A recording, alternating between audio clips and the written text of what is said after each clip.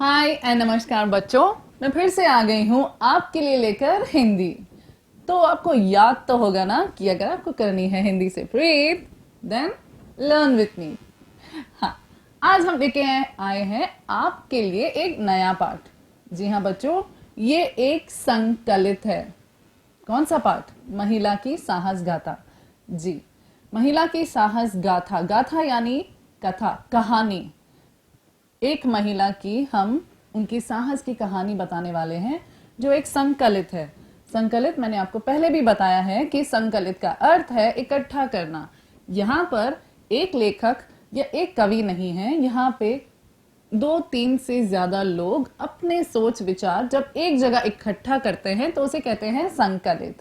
तो ये पाठ एक संकलित है। अब ये पाठ किसके बारे में है? ये पाठ एक महिला के बारे में है जो बहुत ही साहसी, साहसी यानी ब्रेव, बहुत ही साहसी हैं। तो बच्चों, इससे पहले कि मैं आपको इस साहसी औरत के बारे में बताऊं, इनके बारे में बताऊं, मैं आपको पूछना चाहूंगी कि महिला आपके हिसाब से औरत क्या नहीं कर सकती? कर क्या सकती है ये तो हम जानते हैं, पर ऐसी कोई चीज है जो औरत नहीं कर सकती? जी हाँ, हम जिनके बारे में बात कर रहे हैं ये उस वक्त का है 1984।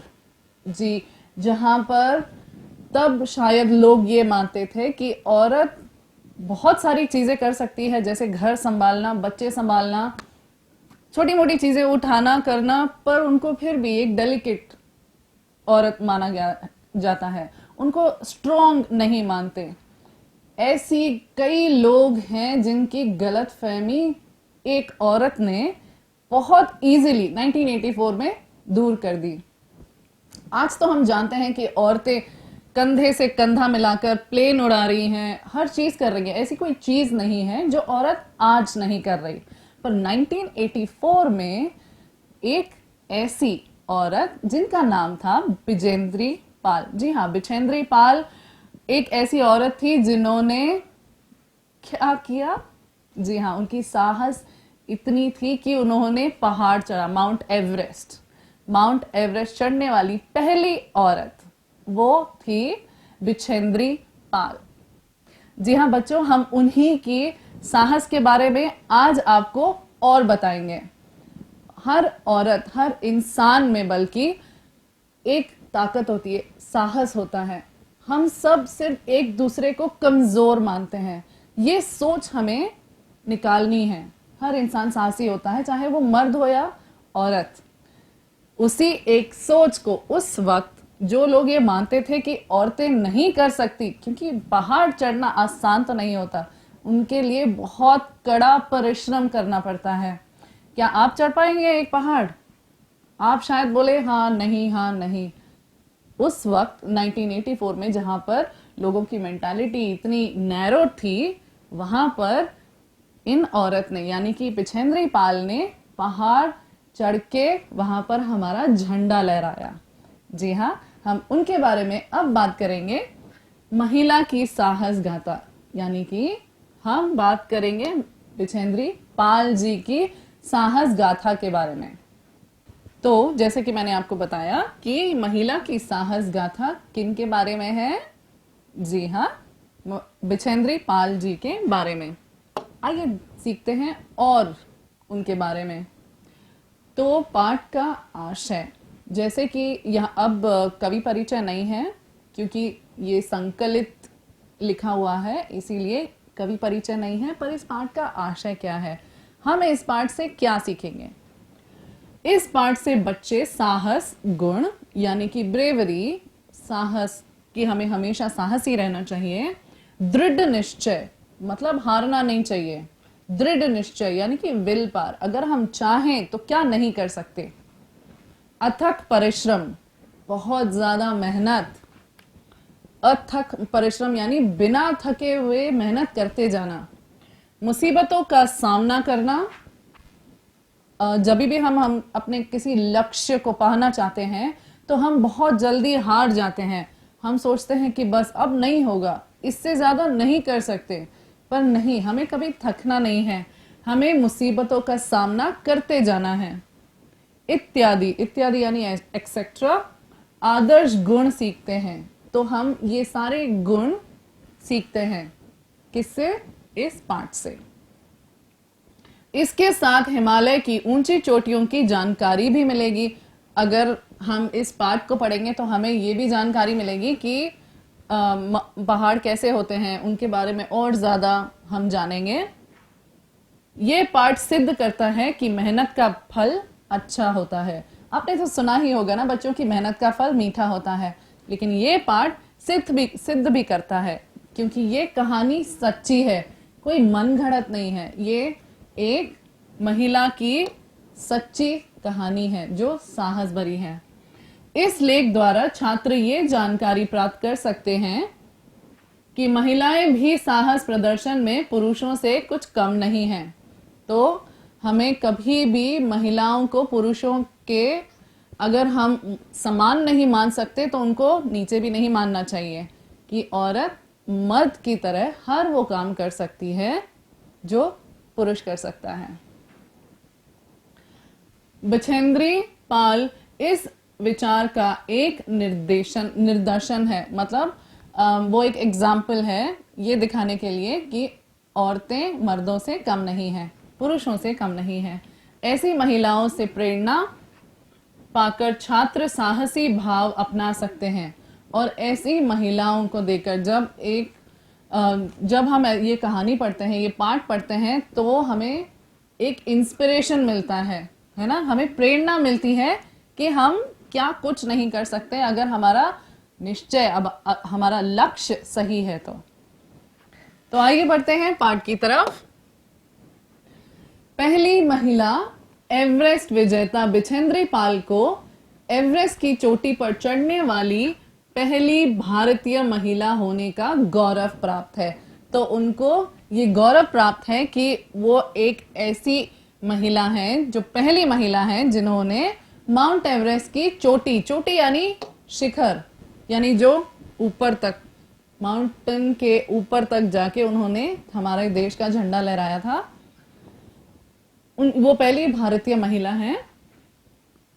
बछेंद्री का जन्म एक साधारण भारतीय परिवार में हुआ था। तो बच्चों, ये कोई बड़े परिवार से नहीं आई थी, वो एक साधारण से परिवार में से आई हैं।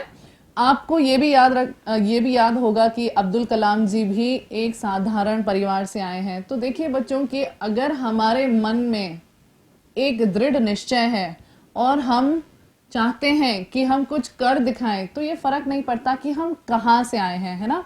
तो हम साधारण से होकर भी हम बड़े बन सकते हैं। ये सारे लोग हमें प्रेरणा दे रहे हैं। तो बछेंद्री पाल जी भी एक साधारण से परिवार से आई हैं।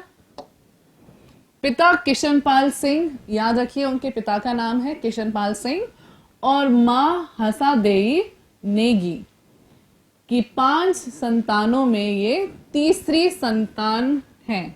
तो ये 5 भाई बहन हैं और ये तीसरे नंबर पे हैं। कौन? बछेंद्री पाल जी। बछेंद्री के बड़े भाई को पहाड़ों पर जाना अच्छा लगता था।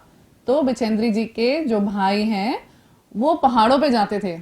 तो वो जब जाते थे, इनका भी मन शायद करता था कि वो भी उनके साथ जाए। उनको पहाड़ों पर जाना, उनके भाई को पहाड़ों पर जाना बहुत अच्छा लगता था। भाई को देखकर उन्होंने निश्चय कर लिया, उन्होंने अपने भाई को देखते देखते निश्चय कर लिया कि यानी कि ठान लिया कि वे भी वही करेंगी, कि वो भी वही करेंगी जो उनका भाई करते हैं।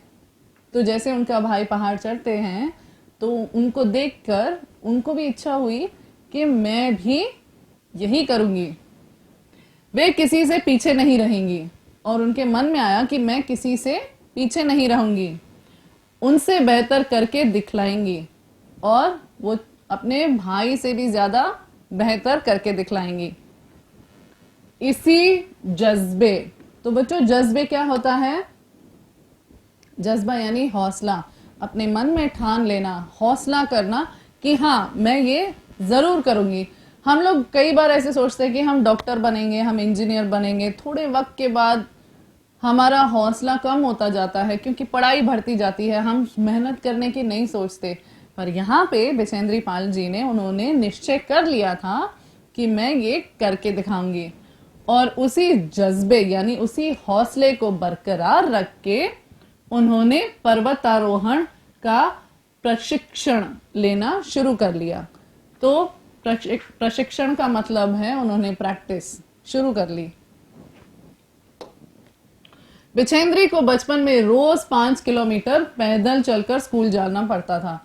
तो वो इतने साधारण परिवार से थी और ऐसी जगह पे थी जहां पर उनको 5 किलोमीटर स्कूल तक पैदल जाना पड़ता था। आज हम आधा किलोमीटर या 1 किलोमीटर भी जाएं तो हम कितना थक जाते हैं। 5 किलोमीटर जाना छोटी बात नहीं थी बच्चों। बाद में पर्वतारोहण प्रशिक्षण के दौरान उनका कठोर परिश्रम बहुत काम आया। तो जब वो पहाड़ चढ़ने की प्रैक्टिस में जब जा रही थी तो वहां पर उनको ये कठोर परिश्रम बहुत काम आया। हम बहुत सारी ऐसी चीजें अनजाने में कर जाते हैं जो आगे चलकर हमको बहुत काम आती हैं।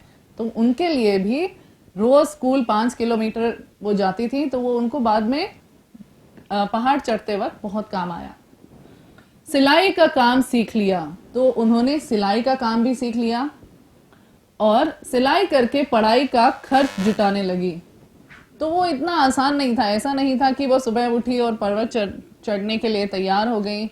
नहीं बच्चों, उनको पढ़ाई करनी थी। तो उन्होंने अपने बल पर, अपने ही दम पर पढ़ाई का खर्चा उठाया। कैसे? वो सिलाई करती थी। सिलाई यानी कि टेलरिंग।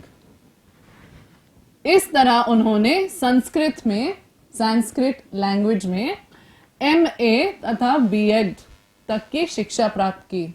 तो ये सिलाई का काम करते करते ही उन्होंने MA किया और BEd भी किया। किसमें? संस्कृत में।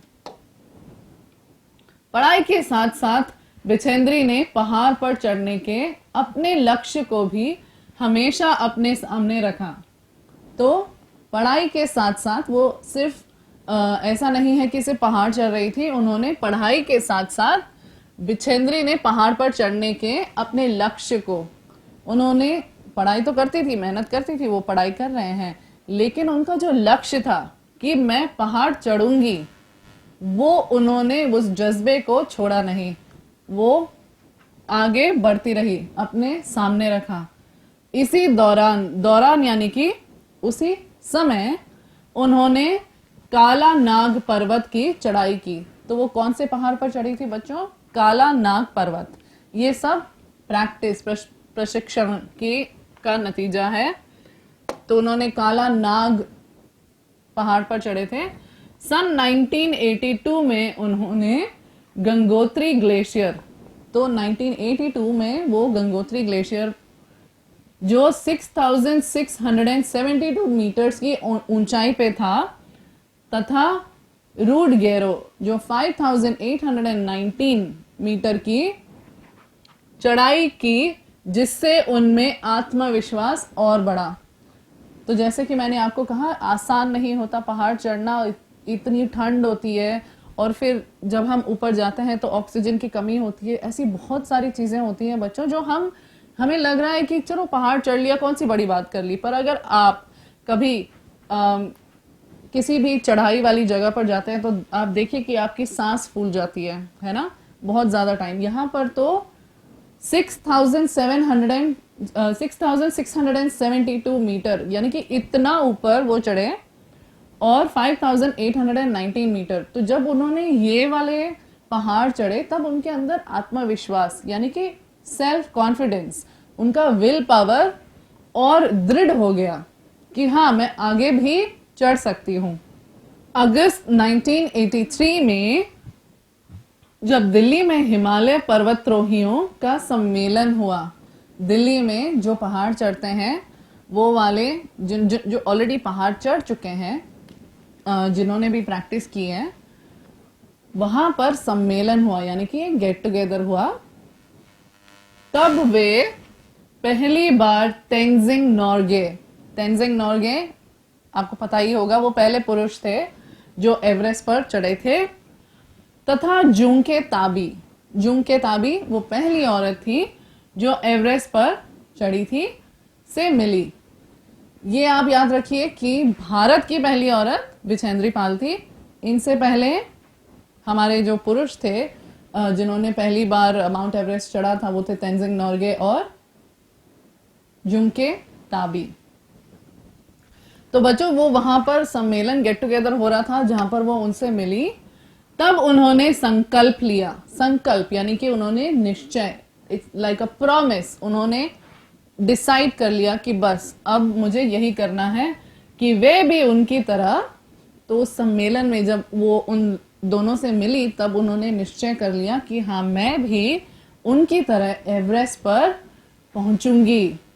और वह दिन भी आया जब 23 मई 1984 को एवरेस्ट पहुंचकर भारत का झंडा फहरा दिया। तो वो उस पहाड़ पर चढ़ी कौन से दिन, 1984 में, 23 मई को झंडा फहरा दिया, मतलब झंडा, पताका, ध्वज यानी कि आर नेशनल फ्लैग उन्होंने माउंट एवरेस्ट पर लहराया।